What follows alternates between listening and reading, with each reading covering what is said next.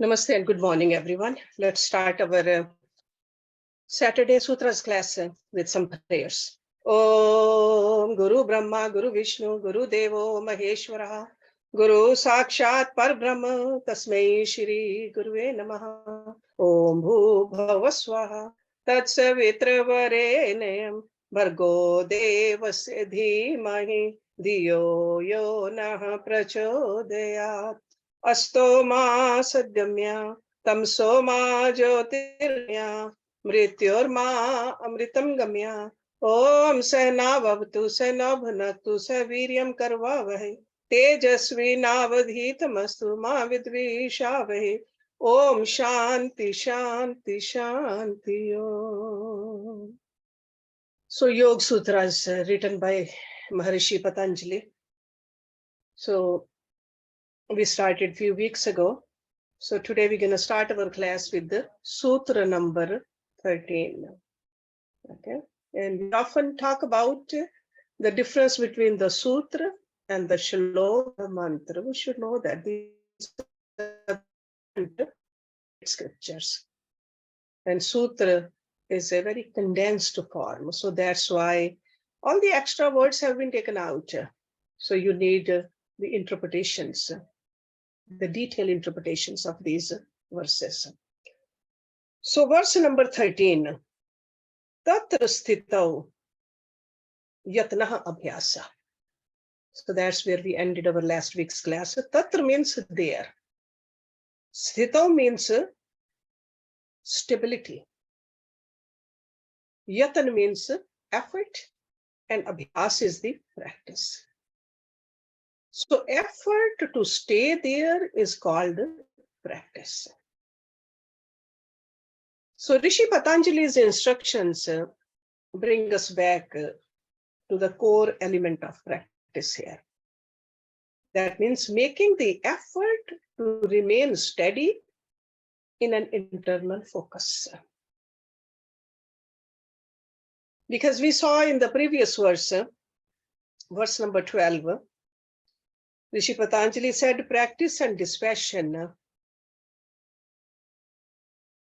we need to cultivate mastery over.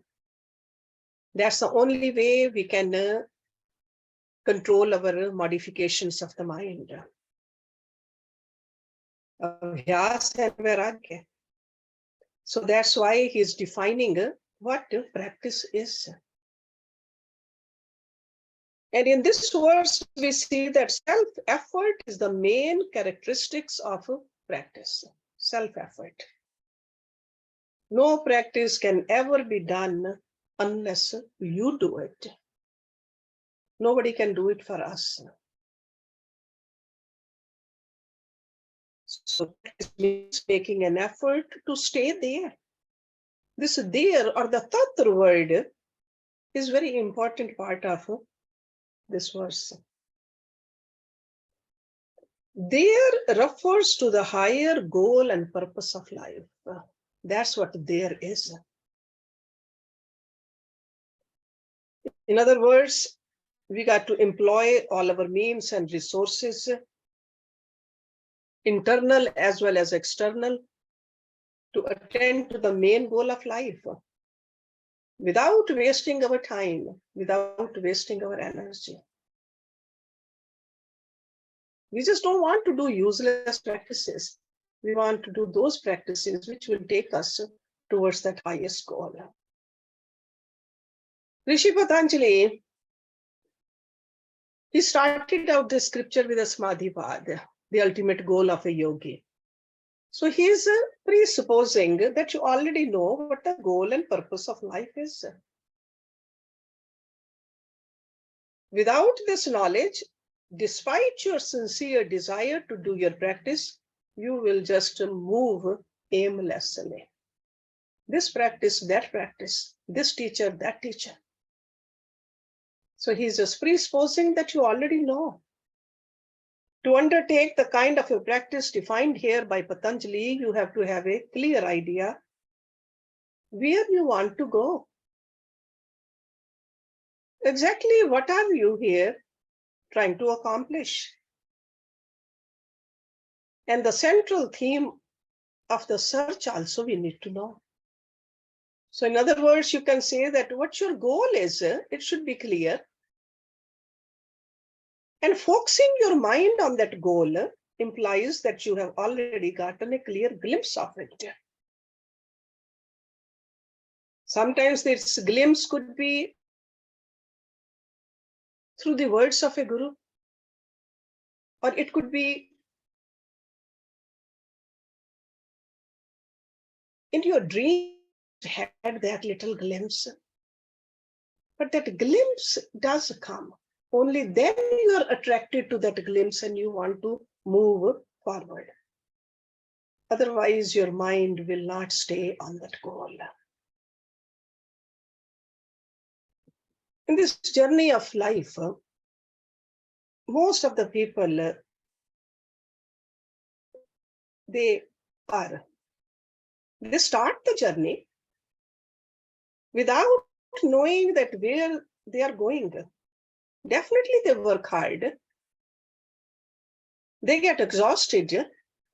They complain that they have searched everywhere, but they have not found it.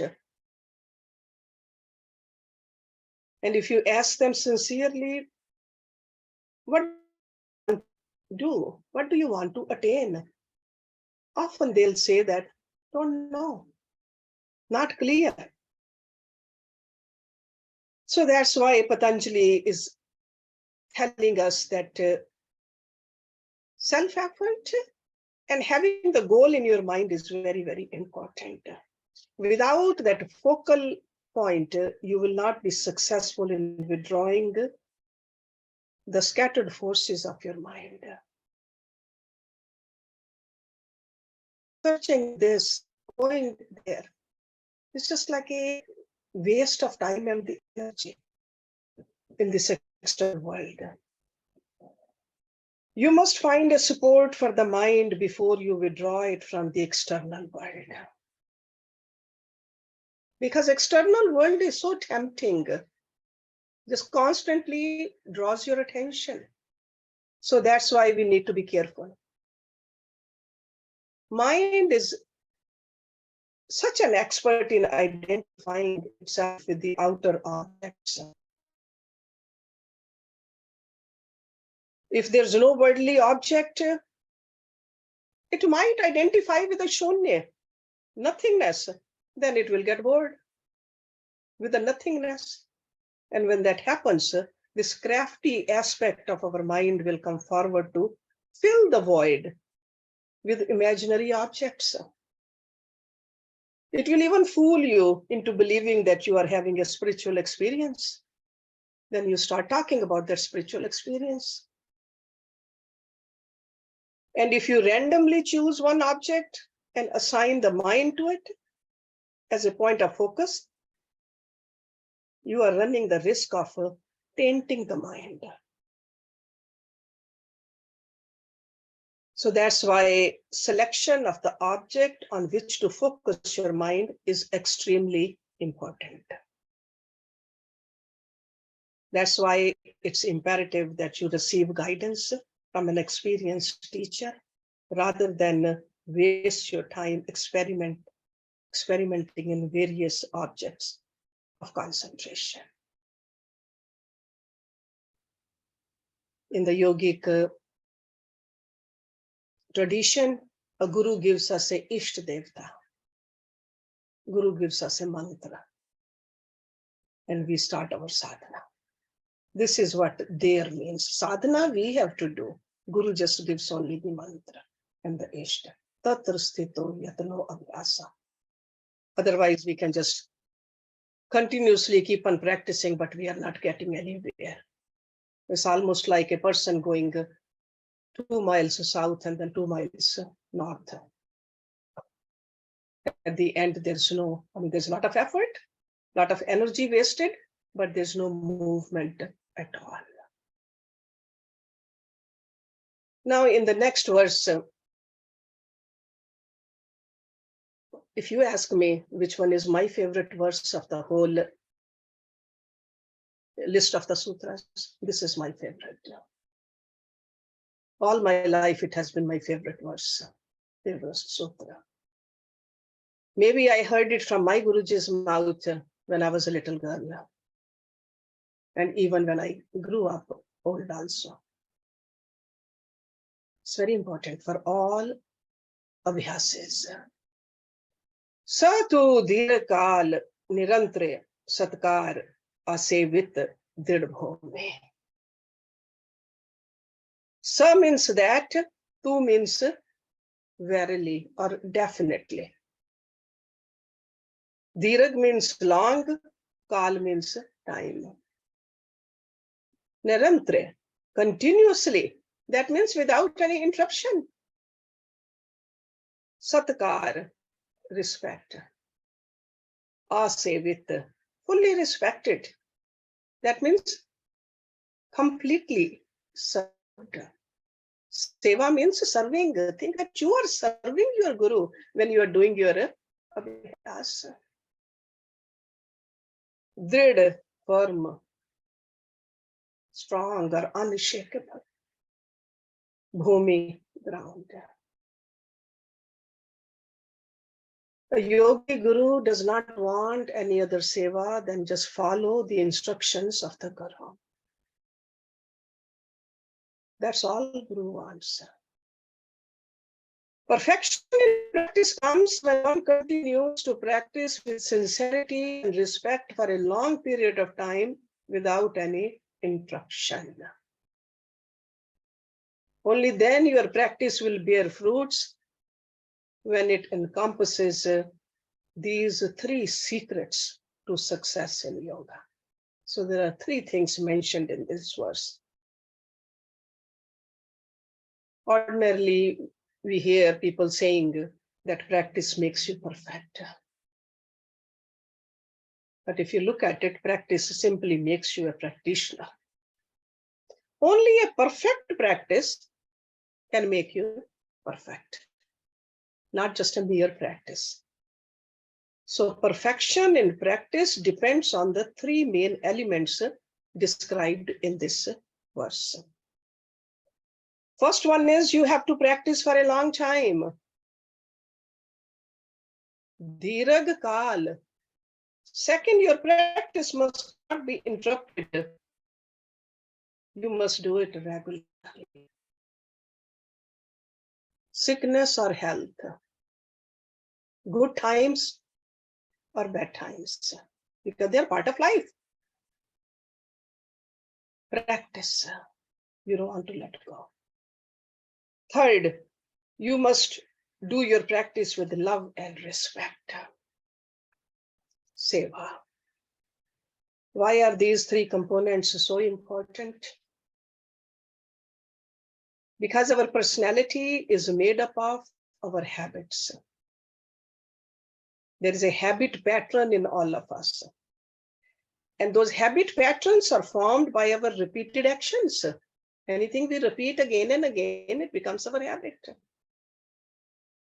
And when habits are trained, they are deposited in our Chitta, which are called sanskars. You are all familiar with that term.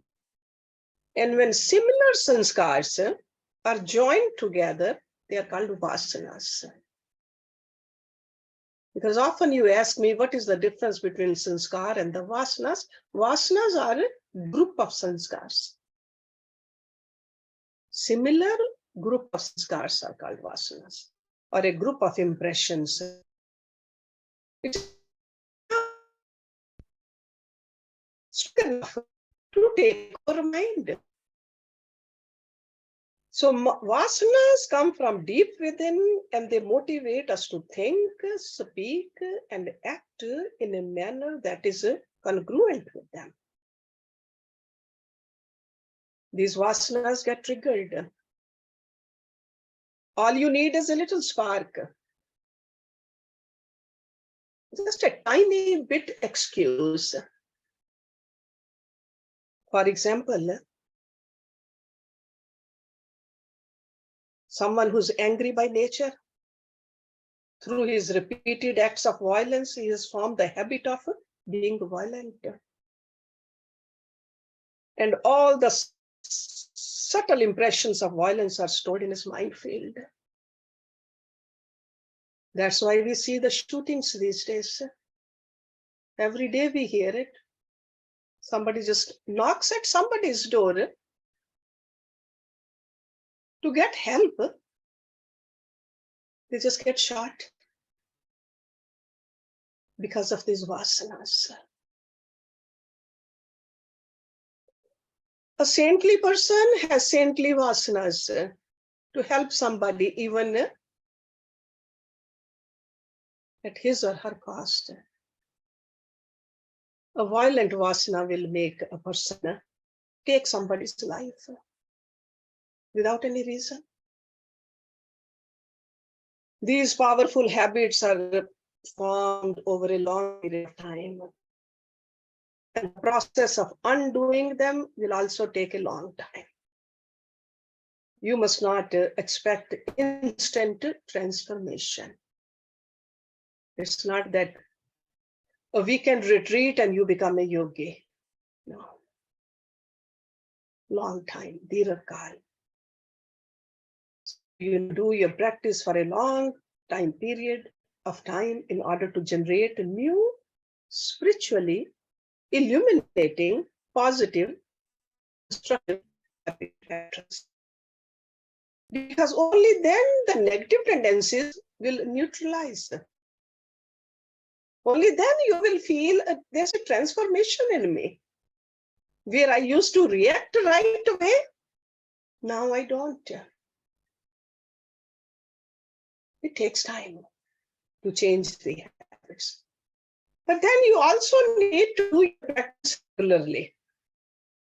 We all know everything in this world is regulated by time and space. Cause and effect are totally dependent on them. And that's why to breathe life into your practice, you must do it regularly. You may have noticed in your own life that it is hard to start a practice in the first place. But let me tell you, it's even harder to restart it once you let it lapse. So do not give your mind any excuse. If you have promised your guru that you will practice every day, that means every day, no matter what. We just let go of our practice very easily. That's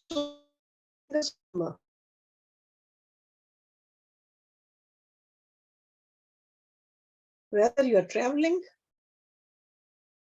or whether there's a birth in the house or a death in the house, because all those are part of life. Whether there's any kind of a festival going on, practice has to be done regularly. This is the word we give it to our guru when we get initiated.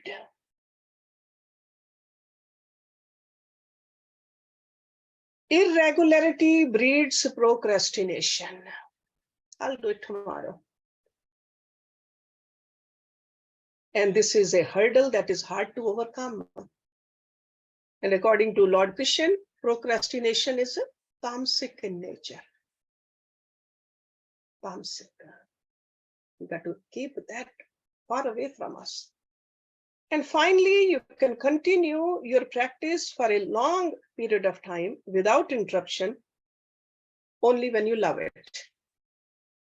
That is the third element over here. If you have not cultivated love and respect for your practice, it will be a continuous struggle for you. It was, see, when we have some kind of a practice with joy and love, it just takes the color of a torture. So that's why Rishi Patanjali said, it will become a self-discipline for a long time if you love it. Because otherwise, sooner or later, you are bound to quit it. Okay, so let me read it again to you because it's such a beautiful way Rishi Patanjali has explained that how long we should do practice, how regularly we should practice, and what should be in our mind when we do it. So perfection in practice comes when one continues to practice with sincerity and respect for a long period of time without any interruption. Okay. Next verse, verse number 15, it is talking about vairagya. Okay. Lower vairagya, and then he'll talk about the upper vairagya also. Lower vairagya is called apar vairagya, and higher vairagya is called par vairagya. Drishtanushravika, vishaya, vitrishnnasy, vashikara, samjna, vairagyam. Drishta.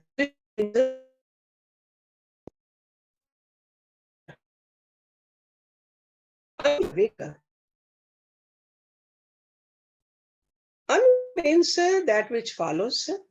Shravik means hearing, reading, or description given in the Vedas. Anushravik. Vishaya vitrishnnasy. Vishaya means object. V means devoid of. Vitrishnnasy, pertaining to thirst, like a trishna. Trishna means a craving or clinging. So vishaya vitrishnnasy means one who is free from cravings for the objects. Vashikara. So again, compound word vashikar plus sangya. Vashikar means mind's ability to stay under control. Vashikar. Sangya means definition, a title. Vairagya, that's the expression. So lack of craving, known by the senses and described in the scriptures is dispassion or non-attachment. This level of dispassion enables the yogi to gain a high degree of self-mastery. Hence, it is called vashikara, self-controlling, self-guiding. So vashikara, that means all your senses are in your control. First, we got to know what are the senses, because these are our senses.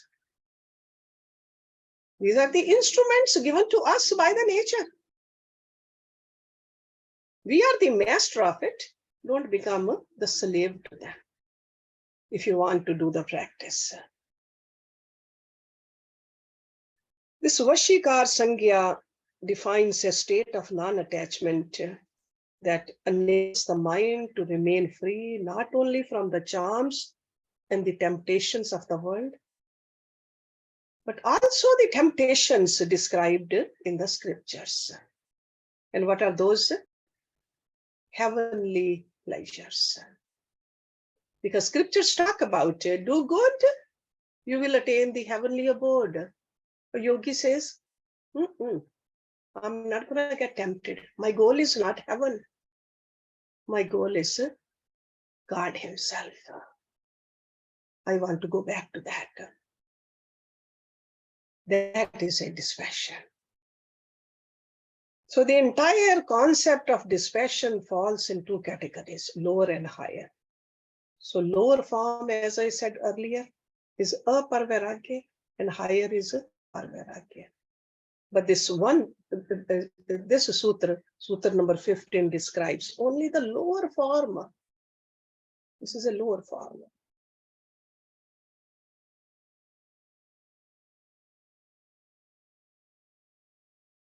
Discussion is so important. Our practice stays very lukewarm if you don't have a dispassion. We can keep on practicing all our life, but if we have not cultivated dispassion, it will not take us anywhere. So this concept of dispassion must be understood properly, because it is a long and evolved journey. We normally think, yeah, go into the cave, go into the mountains, go into some ashram. That's a dispassion. In real life, that's simple. No matter where we go, mind goes with us. Dispassion is from the mind, not just from the physical world. Just like there's a two types, lower and higher. The lower level is further divided in the scriptures into 4 stages actually. Rishi Patanjali did not mention these 4 stages because he's talking to a very high level of practitioners over here. They have already worked on it. But we got to understand what these 4 stages of dispassion is. Let me give you the names. The first stage is yatman. That's very initial step. That's where a practitioner makes an effort to understand the dynamics of the forces that bind the mind to the base level of existence. And the second is v13. That is a stage where you eliminate these forces. v13. Then the third stage is ek indriya, working with the problem pertaining to particular sense activity. Maybe one of the sense organ is not coming under your control. So work on that. Maybe you have a full control over your eyes and the ears, but don't have a full control over your tongue. And the fourth is vashikara, the state of dispassion in which an aspirant is no longer interested even in the charms of heaven, and not even afraid of hell. So let's look at each one of them a little bit more detail. Yatman, first step. That's where you start the practice of self-reflection, self-study. You pay attention to your thoughts. Sure, you have heard it from your guru. You have attended enough seminars, studied some scriptures, but you got to reflect on your mind. Your thought, speech, and action. You got to discover your place and role in this world, and then contemplate on whether or not you have been living a meaningful life. Whatever you studied, are you really practicing it or not? That is yatman. That's how we see the unwanted part in ourselves. We recognize where I need to do some work. And then you summon your willpower and determination to discover and discard the forces both within you and outside you. So it's not only the external only or internal only, it's both of them. Because there could be obstacles. Sometimes obstacles can be outside obstacles, and sometimes inside obstacles. We got to pay attention to both of them. This recognition puts us on a path of non-attachment. This is not working for me. I need to detach from it. And this should become, with practice, effortless for us. It can become spontaneous, very natural, and effortless. So you leave the unwanted parts of yourself behind because you find them to be useless. This level of practice of non-attachment gives you a certain degree of freedom. But when you again contemplate on the issues which seem to be holding you back, you will notice that even though you have made great progress, you are still driven by some ingrained habits.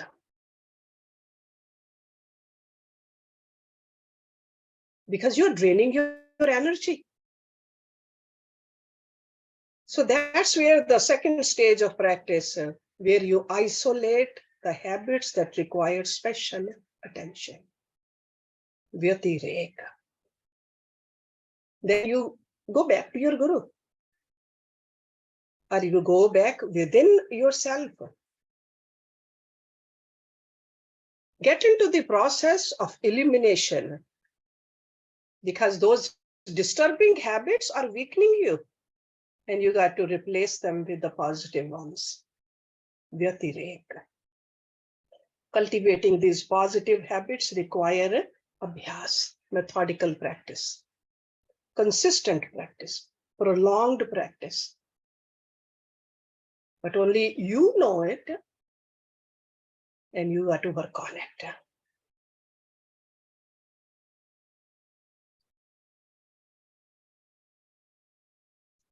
And then you understand that some of these obstacles are pertaining to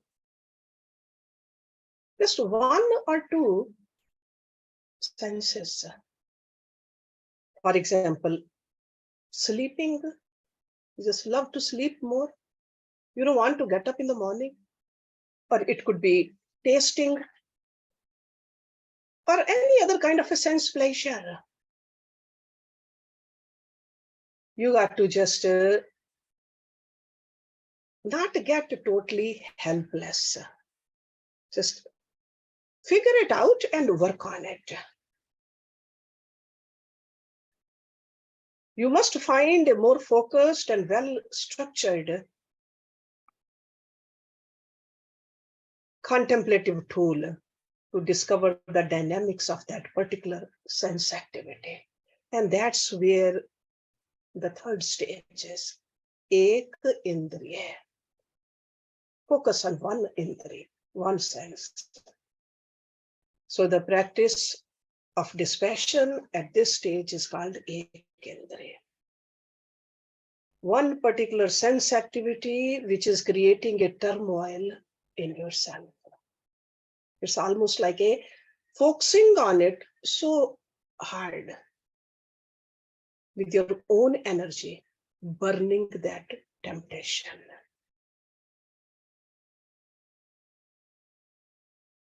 If you have done that, and some practitioners go through each sense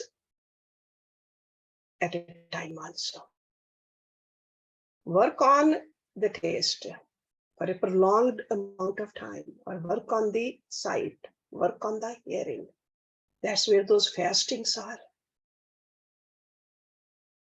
That's how you strengthen your willpower, your determination.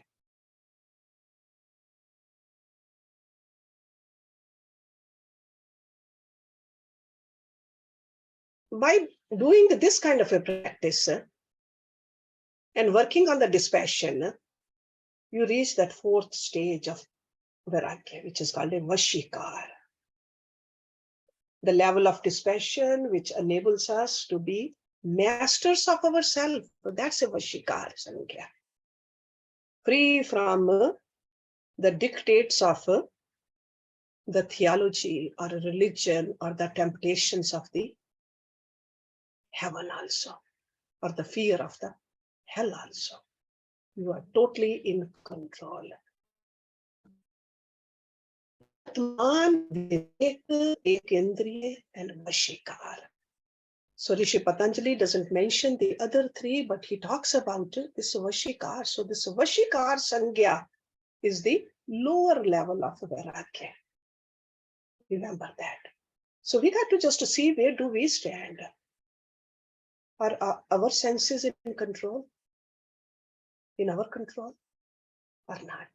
If they're not, start working on them, training them. And then we number 16 with Parvairagya.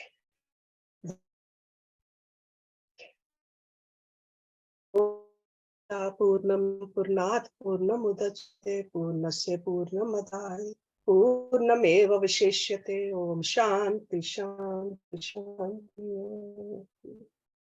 Thank you very much.